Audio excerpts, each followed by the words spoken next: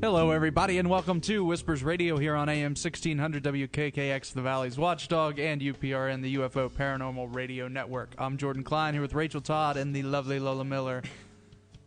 There's the giggle. There we go. All right. Give Lola a call, 304-214-1600. This is the recorded show, so... Yes, it is May... The 9th. May 9th. Yeah. It is May 9th, around 6-something p.m.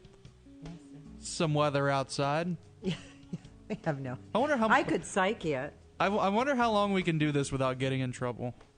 Be like, I was just listening to the idiot you had last night. This is a recorded show. Yes, it is. Yes, it is. Alrighty, our guest tonight, we've talked about him for a few weeks now. Star of the new series on Animal Planet, Demon Hunters, friend of the show, has been with us several times. We've brought him to our lovely town of Wheeling and made him sleep up there with the Krishnas.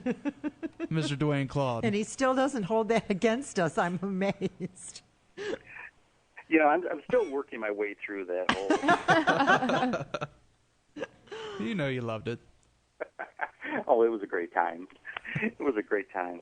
We were just talking, Lola and I were just talking about how we were sitting down in the sugar shack for like the last 2 hours of the ghost hunt, giggling like little girls.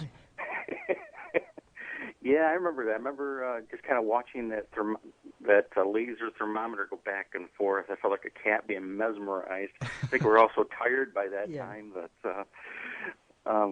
you know we didn't really know what was going on.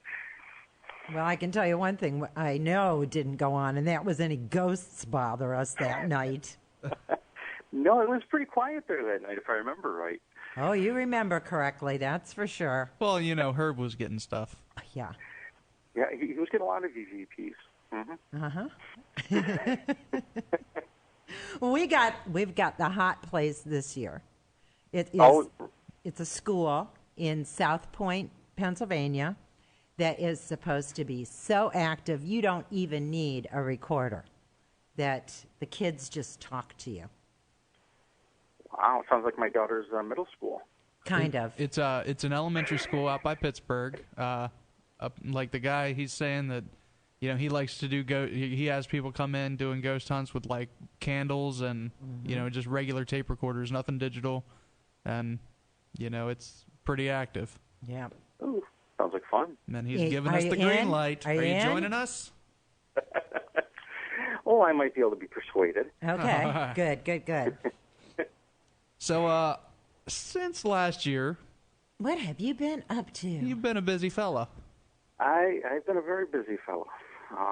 We actually just finished shooting and airing a pilot, anyways, for Animal Planet called Demon Exorcist, and it had a really unique opportunity to work with the individuals from Firecracker Films. They actually followed me on a couple of cases that I did, and really did a wonderful job of just kind of being a fly on the wall and just kind of watching as I work through cases.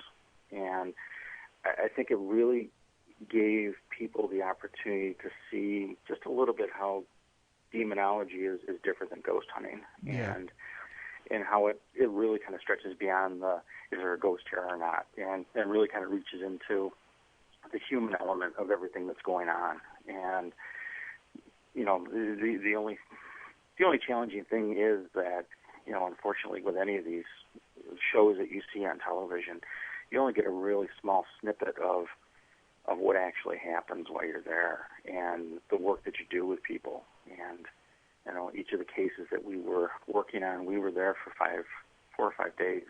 And, you know, to boil that down into 15, 20 minutes is nearly impossible, but somehow they did it.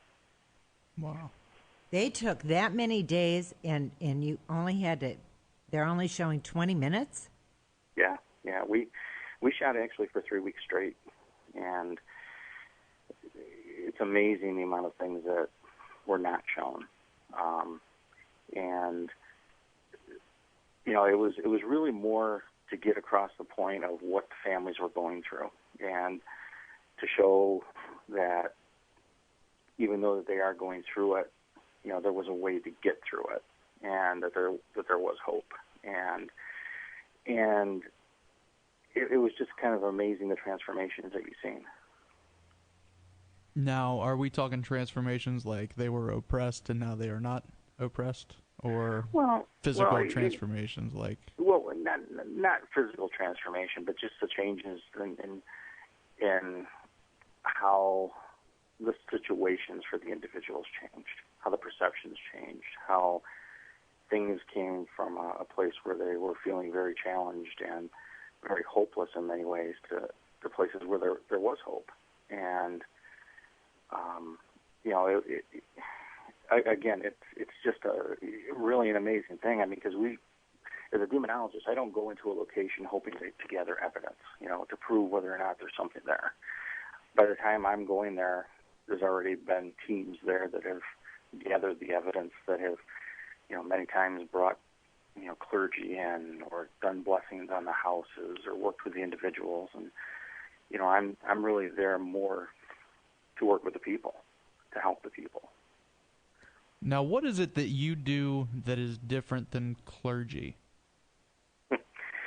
Well, I think one of the challenges is demonology has such a religious overtone to it, and part of that's because of the Catholic Church, and a lot of the focus throughout the past years, especially in the media, has been on exorcists and the Roman Catholic Church and how they all work hand to hand. What I do is quite a bit different than what a clergy person does. Although our paths do cross and we do similar things, I tend to, when I go into a situation like that, I do look at it as a paranormal investigator, but I also look at what's going on as a historian. Also look at the dynamics of the family. Going in with more than just a religious or faith-based theme to what's going on, looking for the scientific or psychological reasons of why things may or may not be happening and how it influences people. Where a lot of times a clergy person will go in with just the sole focus of, okay, you need to bring God into the situation to change the situation. And I'm not saying that that's not what has to happen, but sometimes you have to work within the belief systems of the individuals. And that can be a challenge because not everyone is Roman Catholic. Some are Wiccan, some are pagan, some are Baptist, some are Pentecostal. So you really have to reach within their faith, their belief systems, the reality that's been created around them with a particular haunting that they're going through to be able to help them. I mean, a lot of times you're going into the darkness to try and bring them back to the light, where a clergy person is kind of bringing the light to them, if that makes any sense whatsoever. Well, that's what I was going to ask you. Have you run into people that are not particularly religious, and yet at this point, this is like the only avenue they feel they have left, but they're not very religious? That does happen occasionally, but really the ones that tend to have these types of afflictions are the ones that do have some sort of faith basis to them. It doesn't necessarily mean that they believe that evil spirits are out there causing them harm or wanting to do harm to them, but they feel that there's some sort of negative influence going on. And these can be people that are extremely religious, to people that have kind of been forced to find their faith through what they're going through. So even though that they may have not started out there, they may have started skeptical, they may start as a non-believer, they've kind of come, I don't want to say full circle, but they've kind of come around to the idea that, suddenly there's things going on around us that we don't realize, and, perhaps there is a power there that's a little bit more powerful than I am. Is it like a no atheist in the foxhole? That kind of situation? It's funny, but that's just about it. There really has to be a belief system in place for things to happen or for things to stop happening. I've been asked that question a lot. If you don't believe in it, does it not happen? Well, I guess you could look at it that way, or you can just look at, boy, that person has an awful lot of really bad luck in their life. Who are we really to say, what's a demonic influence, what's not? It does become very difficult sometimes. But sometimes you have to look for those entry points or those things in their life that stand out that may have been some sort of invitation, whether they purposely did it or it accidentally happened. Well, I would think that, if a demonic entity really wanted to mess with somebody or wanted to inhabit, a body, that it would be easier to go after somebody that really did not have a strong faith as opposed to somebody that did. Well, although faith plays a role in it, I think that a bigger role is that entities like that look for some sort of weakness in an individual. Because you do have situations where children are affected by these things. Yeah. And if you're thinking about a child that may be 3, 4, 5, 6, 10 years old or a little bit older, they really haven't built up a system yet, whether they believe or not. I mean, they're being kind of guided along by their parents. And I'm not saying that it happens very often, but, those children can be influenced by something. Now, do you get a lot of cases that the children are being possessed? Possession is very rare.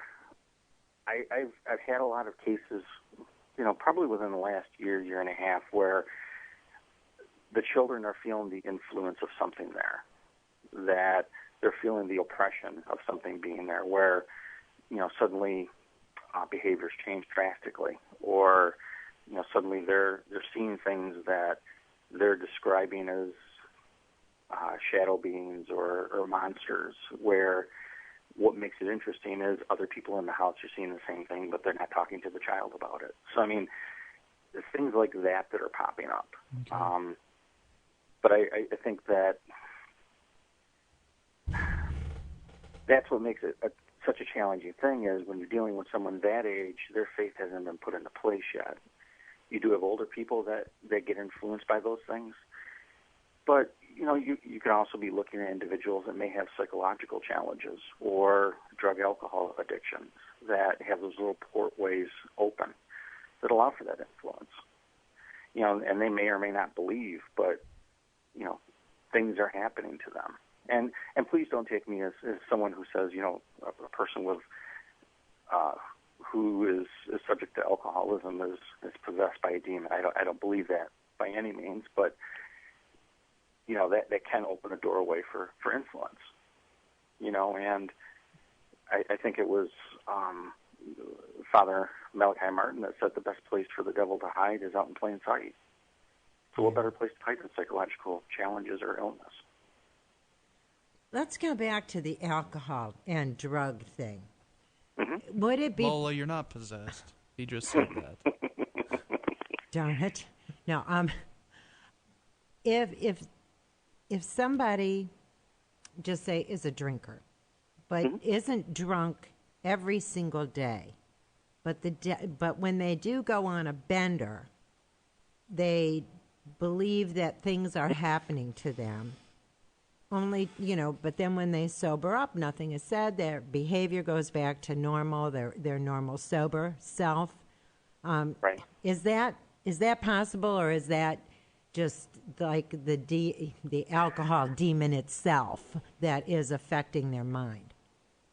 Well, I think that's where you really need to be careful, because if there is something truly demonic or negative going around that individual, it's not going to happen just when they're drinking or just if they're abusing drugs. It may be more prominent at that time, but you're going to see signs and symbols of things going on around them regardless. It's just when the body and the mind become... weakened, like? by alcohol? Weakened. Exactly, weakened. It puts you in a much more suggestible state. Okay. Let your walls down, your defenses down. So things that normally may be happening just become a whole lot easier to happen at that point. That's why I think that whenever you look at situations like this, you need to not just look at it from a spiritual perspective or a paranormal perspective, but you have to be really careful. Maybe at times get counselors involved, psychologists involved, to really measure the psychological state of the individuals you're working with. Okay.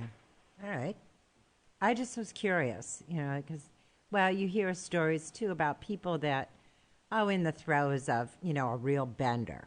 They're seeing things. They're certainly their personalities are completely the opposite of what they would be when they're sober, and maybe, something is really taking advantage, but then when, they sober up, they're stronger, and it tends to stay away. Well, you have to realize, too, that when you get into states like that, your inhibitions drop.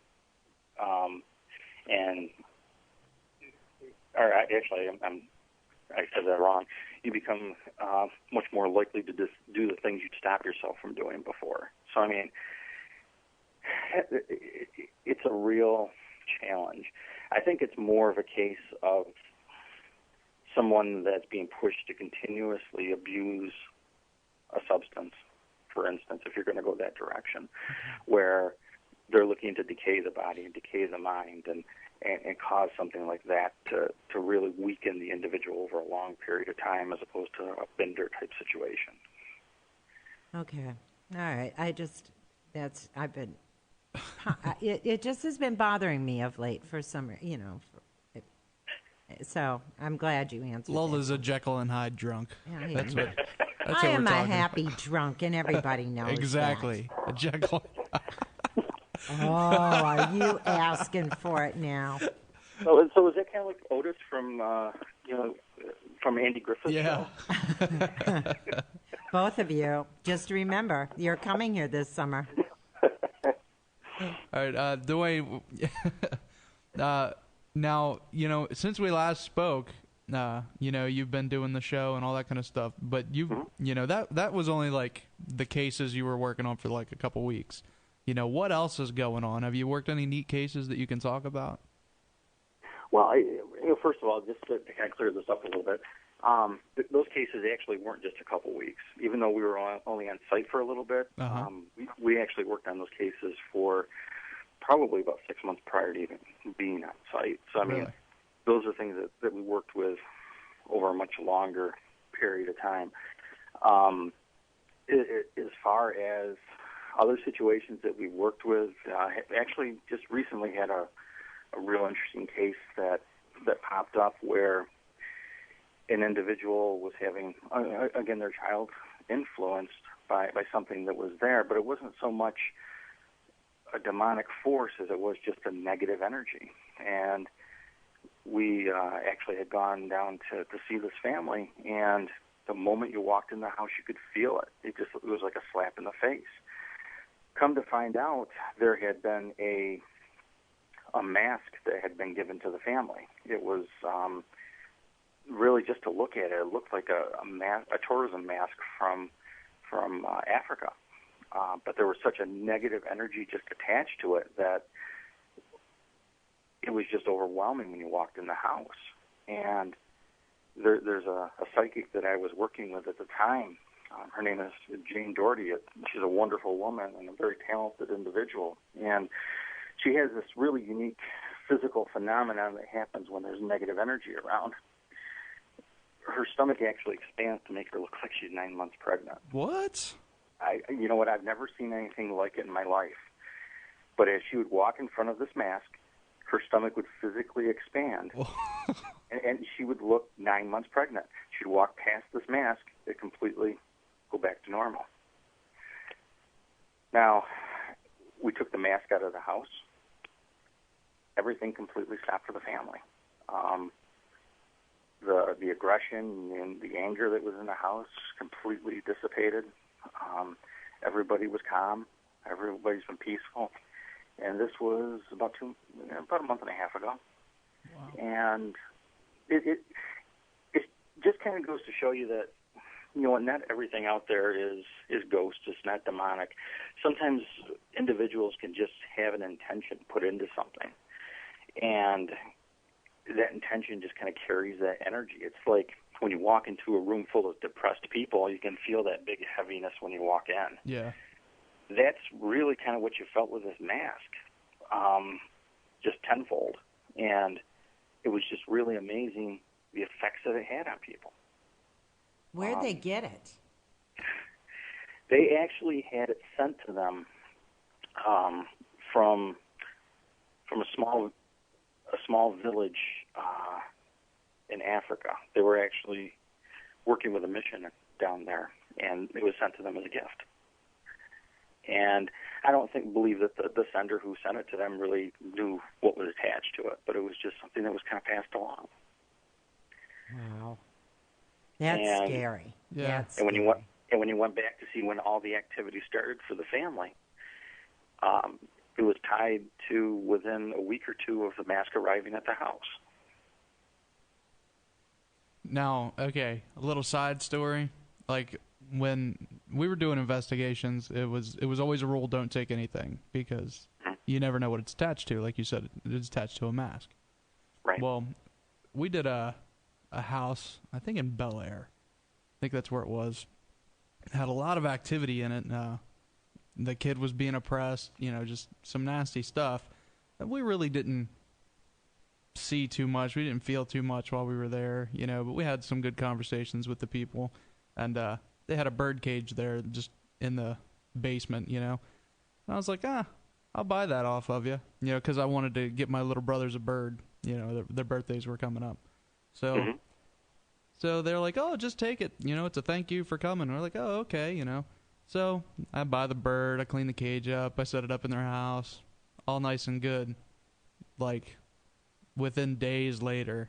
The bird died. No, but my little brother was getting pretty oppressed. He was talking about suicide. He was young, just like the oppression was with that bird cage. It's crazy that, it can be totally random that something can attach itself to.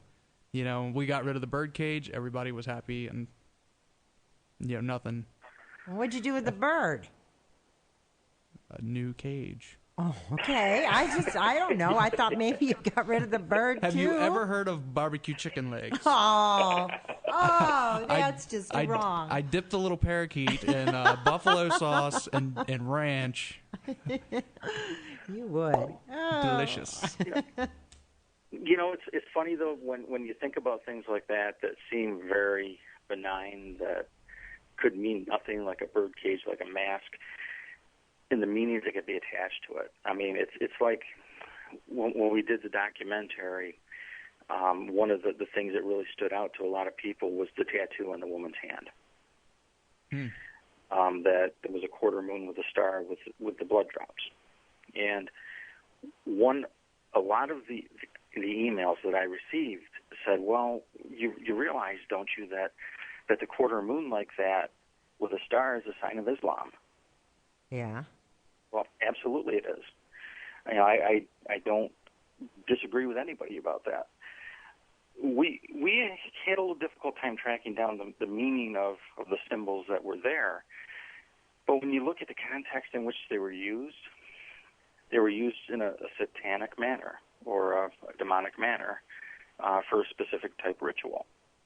So suddenly these symbols that may be meaningless or have opposite meaning in other faiths and other religions suddenly took on a completely different meaning.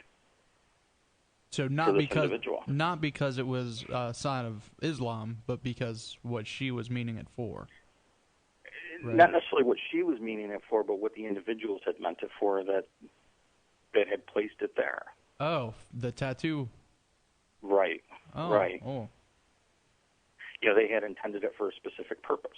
Wow. So it ended up serving that purpose. It's a lot like I like to use the example of the pentagram, for instance. Uh-huh. In pagan and Wiccan ritual, that's actually a sign of protection. Whereas if you take it and you invert it and change it around, suddenly it becomes a summoning sign for satanic practice or demonic practice. So people don't realize sometimes the subtleties that you have to look for in situations like this. And these a lot of times are subtleties that a clergy person doesn't necessarily pick up on, because that's not what they're accustomed to looking for. Yeah. Well, tell me this: are you in favor of the Catholic Church now really beginning to recognize again exorcism as a real ritual and rite in the church? And they had a conference not too long ago, or they're planning on one, to teach some of the priests in, some of the rituals and rites to exorcism.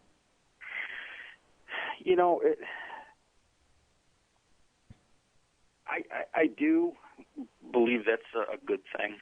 I think it's important, though, that it's not just the Catholic Church. I think it's important that all faith systems recognize that. And I think it's actually probably a very important thing that they are finally taking the strides to publicly acknowledge, the things that are going on, because they have for a long time behind closed doors. Yeah. And now perhaps if they're willing to educate some of the priests, the younger priests especially that are coming up through, maybe they'll be able to recognize the signs a little bit sooner and have a little bit more knowledge about how to help individuals, as well as balance out, what's truly spiritual and demonic in nature versus what's psychological. And I think those are very important things to be able to work with.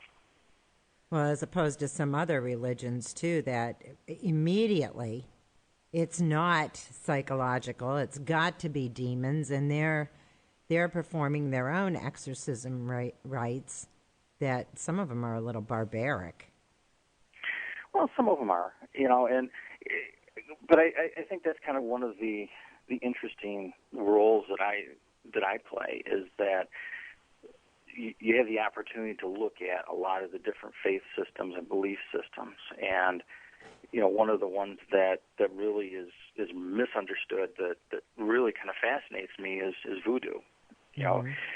Throughout a long time, I mean, they've pretty much painted the picture of voodoo being this scary, dark belief system that's out there. And really, it's completely the opposite of that, in that it's a very community-based belief system that it doesn't recognize demonic forces. Yes, there's forces out there that can be pushed either way, good or bad, but they welcome spirit possession as a form of celebration. It's a way that they allow their ancestors to celebrate again life. So it's really interesting to see the different ways in which different belief systems approach things. That's still a little scary, Dwayne. It is, and I've never participated in a ritual or had that opportunity, but I do have a friend that's a priestess down in New Orleans, and they say it's an eye-opening sight. So without truly experiencing it myself, I really can't say one way or the other, but I think you have to be open to the way everybody views things if you're going to be able to help individuals sometimes. That's fair. Because if I walk in as a devout Catholic to help someone who's being oppressed by a voodoo curse, if I don't understand the basis in which voodoo works and how they believe, there's no way I can help.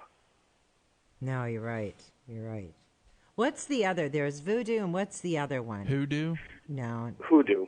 Hoodoo is actually the more negative of the two. That's more practitioner-based.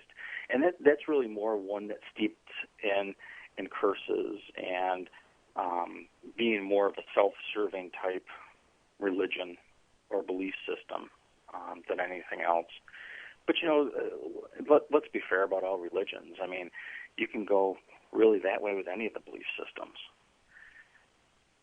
It all depends on how the individual spins it or the group spins it. I thought there was something that started with a C.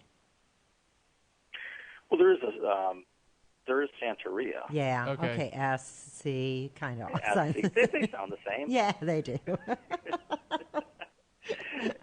Santeria is very similar to voodoo. I mean, it's hoodoo is more of a Native American blend of voodoo.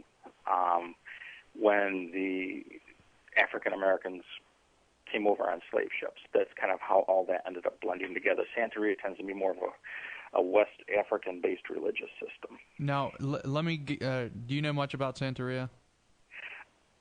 Enough to be dangerous. That's why. That's why when it comes to stuff like that, I tend to refer more to the individuals that can help a little bit with educating me a little bit more. The mask that I spoke of was from a Santeria practitioner. Oh, okay.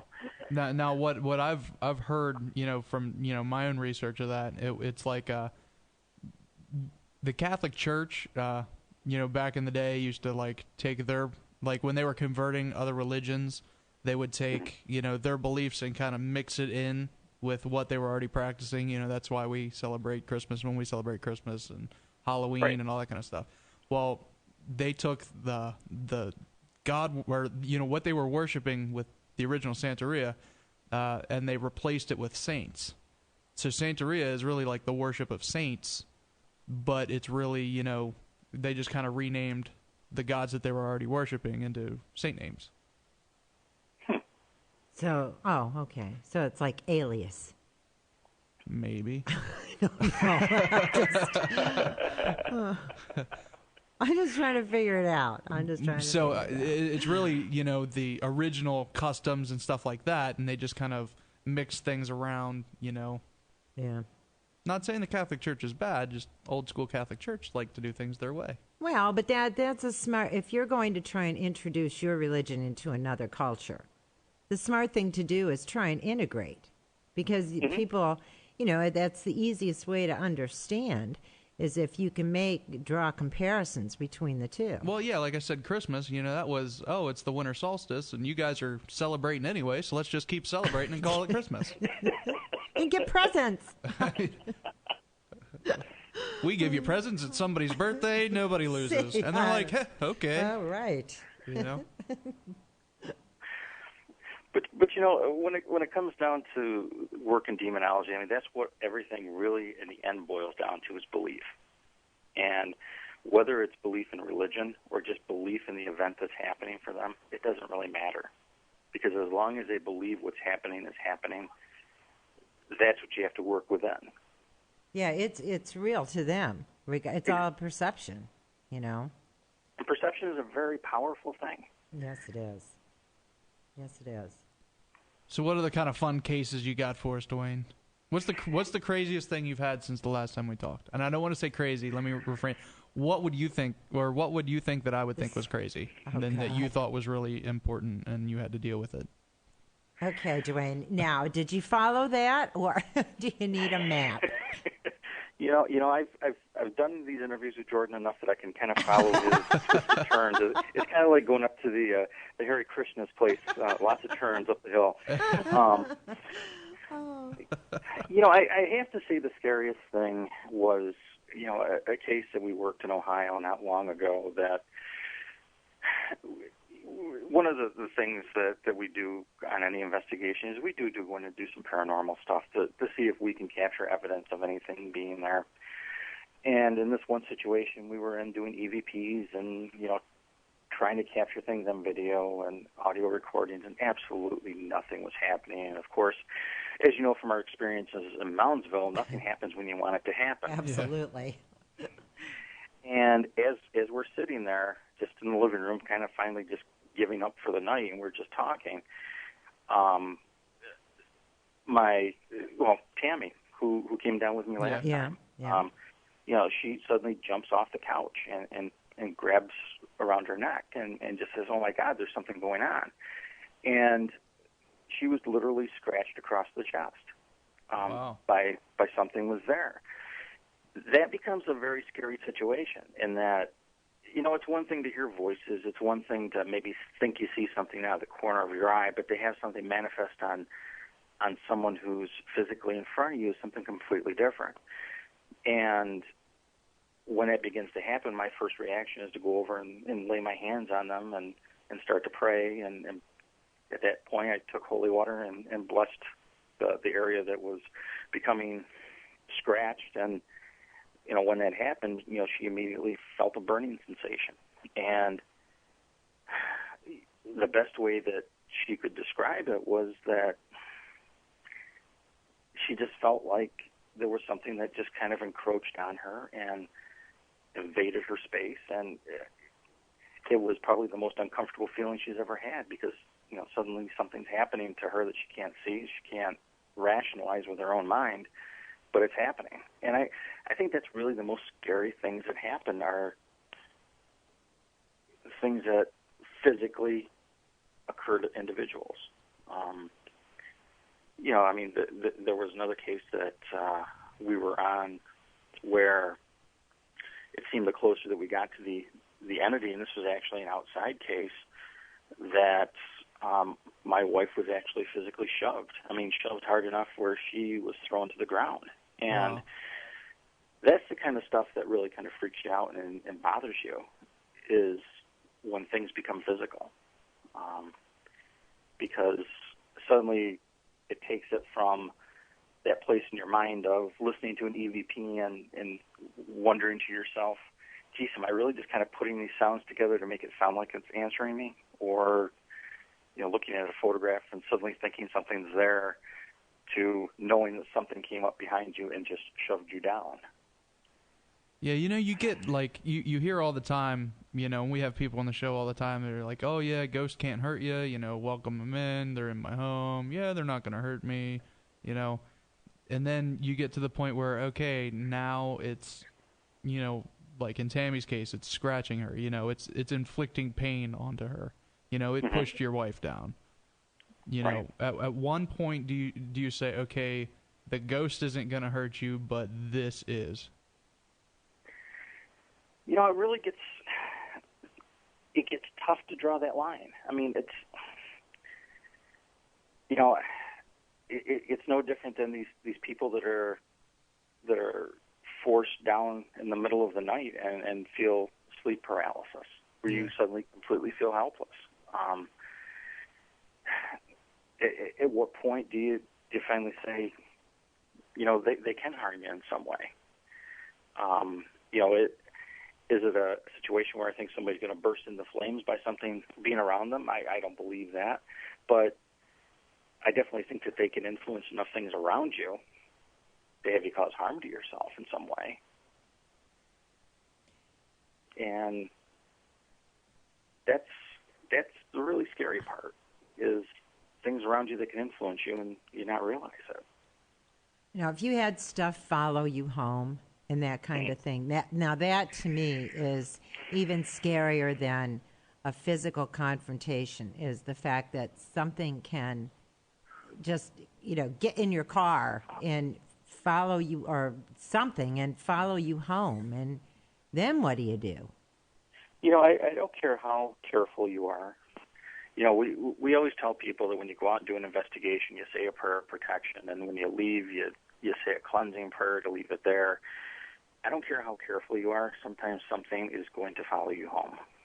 And honestly, I haven't thought about this in years until someone had brought up an experience they had. I can remember probably 10 years ago, and had lived in a different house, and before I was married to Sarah, and it was just me and my kids in the house. And for some reason, we were going to have a little sleepover in my daughter's room, and she was up on the top bunk, and I was sleeping in the bottom bunk. And I remember waking up in the middle of the night after an investigation and laying in bed, seeing this figure standing over top of me.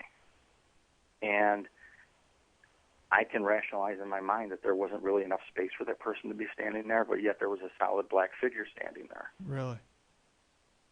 It scared the hell out of me. And things can follow you home. They don't always have to be nasty things by any means. I remember doing an investigation in an old nursing home at one point where after the investigation, probably for 3 or 4 days, there was this flowered scent of perfume that would kind of waft through the house every so often. I've heard of that before. Just kind of that I don't know if there's a politically correct way of putting this, but kind of like a grandmother-y type perfume that would be there. So I think definitely some things can follow you home, maybe just because they're lonely. So I don't think they're always necessarily things to be scared of. That's what I was going to ask. Do you welcome it? Do you say, "Oh, my name's Dwayne. I got plenty of room"? You know? Absolutely not. You know what? I have three kids, a wife, 2 dogs, and a cat. I don't have enough room in my house for more spirits. But I guess I've always been of the mindset that I know that there's spirits around my house. I know that things come and go sometimes. As long as you're not negative, as long as you're not here to cause harm to someone, I don't want to know that you're here. It's okay. This is kind of my space, but just leave me alone. I don't necessarily like to welcome things in because you never know what you're welcoming in. The devil lies. The devil does lie. And that scares me. You know, I've actually had some reports from actually a few different people as of recently where they tell me that their children are seeing ghost children appearing to them. Mm. But when they start to begin to describe the apparitions that they're seeing, suddenly there's something just not quite right about the child. You know, whether it's deformed in some way or goosebumps right now. Yeah, I mean, there's just something not quite right, and you know that's one of the markers that we tend to look for when there does become a demonic entity involved. You know, if it's presenting itself as something that's trying to gain trust, there's something not quite right about it. And I'm really of the mindset that the spirit of children don't stick around. I mean, they're innocents. They go to the higher place where they need to go. So you really don't want to go to that elementary school with us, then, do you? Maybe we do need you. Well, you know, elementary schools are fun because you got all those urban legends tied in with it, too. You know, I'm sure that there's been some child that died there during the construction of the building and all those fun things. Actually, there was this a place... coal strike or something like that. The kids were killed during... There was a coal strike, and the school ended up like being caught in the crosshairs. Yeah, the fire. There was crossfire. And then it burned down then. It was rebuilt in 1920, and they used it as a clinic during like either an influenza outbreak maybe or something. So there were a lot of kids, but that school was open until 2000. They just closed it. Yeah, so there's now here's a guy, if this spirit wants to follow me home, I will put him in the car. He was a janitor, and he actually, those bathrooms, they say, when you walk in, the bathrooms are spotless, including like the top of the light fixtures, because this guy was really anal about keeping the school clean. And so there'll be mold and everything all around, but boy, those bathrooms are clean. So I'm thinking, okay, honey, you come home with me. I do need you, but this, this could be, and the theory behind the guys that own the school and they've done a lot of investigations in there, said that sometimes with kids, they don't realize that they're dead. That, that they're simply like lost. And so you need to tell them it's okay. You can go. Your parents are waiting for you and you need to go. So. I think sometimes too, a lot of times with schools like that, you get a lot of residual energy too, from kids running up and down the hallways and things like that. So you do get a lot of that energy that's left over as well. I actually did hear a story, but I don't think it was. Well, I guess that's another story for another time when I remember what the whole story was. But I actually had recently had someone tell me about a bad experience that they had at a former school, but I can't remember where it was. It may have been in Ohio someplace. But it's kind of interesting. It's just recently closed. Yeah, in the last 10 years. I was surprised that it was open as long as it was. They said part of it's still in really good shape, but then there's another whole section where the roof is starting to cave in. But you can see it right off of, I think, 70 or 79. It's not that far from here. So I'm looking forward to it, Now, Dwayne, in that situation, because I remember asking specifically if he thought it was residual, and he said no because there's interactions. Okay. Now, with your, you deal with this kind of stuff more, that, the children pass on. It's kind of the age of accountability, that kind of deal. I'm in agreement with you that, kids don't stick around. So, yeah, I see where a lot of the energy can be residual, but do you think that maybe a demonic entity or some negative spirit is taking, what's going on and saying, ooh, this is a good home for me, I can really screw with people? Again, I don't know the whole history of the place other than what you just shared, but I think it definitely could be something that could be manipulated, because if you do look at what little bit you shared, it was a place that was caught in the crossfire, so there was already some negative energy going on there that could draw things in. Something like an old school that's been closed or abandoned wouldn't surprise me if kids or someone has broken in at some point or another and tried to call up dead spirits or past children or things like that, and maybe inadvertently opened up some doorways. Lots of possibilities that are there. There's actually a place, Prospect Place in Ohio, that has what they claim is a little boy that's up in a ballroom upstairs that'll roll a ball back and forth with you. Yeah. It's not a little boy. So, definitely. You say it's not a little boy? It's not a little boy. So what do you think it is? What's there is definitely a demonic entity. So you think there's just like a demon in that's like, because you want to get biblical, the devil's job is to steal, kill, and destroy. He's there to confuse you, So he lies. Yeah, like Lola said, the devil lies. So there's a demonic entity up there saying, oh, it's a little boy. So all these people are like, yeah, let's go play with the little boy. Let's go play with the boy. Here he's being able to, open up doors. Yeah. Well, and that's just it. The simplest door can be a little child saying, can I play with you? And you say yes. That is an invitation. People don't realize that.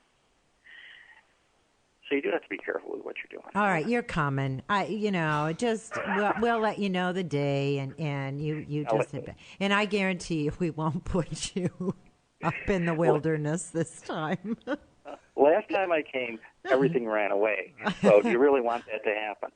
That's true. Well, we don't know if it was necessarily you or that Lola just wanted it so bad that they were like, let's just not give it to her and see what she does. They wanted to see me. Well, I did pull that outside.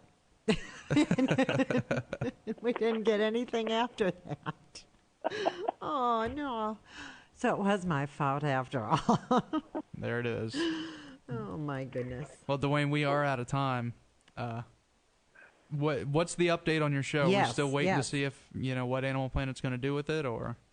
We are still waiting. I know that they're waiting to still get more feedback from people and, see what the numbers bring and kind of see where it goes. Unfortunately, the television thing is outside of my realm of understanding. I just I go out and just do my thing. And, it's just going to be a wait-and-see situation at this point. So we could say right now you're the star of the documentary, Demon Exorcist? Well, I guess you could say that. Don't be so modest. Hopefully it becomes a series that we all get to enjoy. And when we have this investigation, you're not going to charge us, for your celebrity. No, and honestly, what I really feel about the documentary or the serious potential on Animal Planet is that it's really given me the opportunity to be able to go out and help individuals that normally would not get the help. Yeah, that's good. And that's really what it's all about. Well, I hope they pick it up. I've been checking to see if it's on. I haven't seen it. Why Animal Planet? That's what threw me when Jordan told me it was Animal Planet. And I thought, What's he going to do? Work with animals that are possessed? Well, Seriously, they're looking at the ultimate animal, the human, and the way it responds. Yeah. That's good stuff. We wish you the best of luck. Yes. All right, really thanks.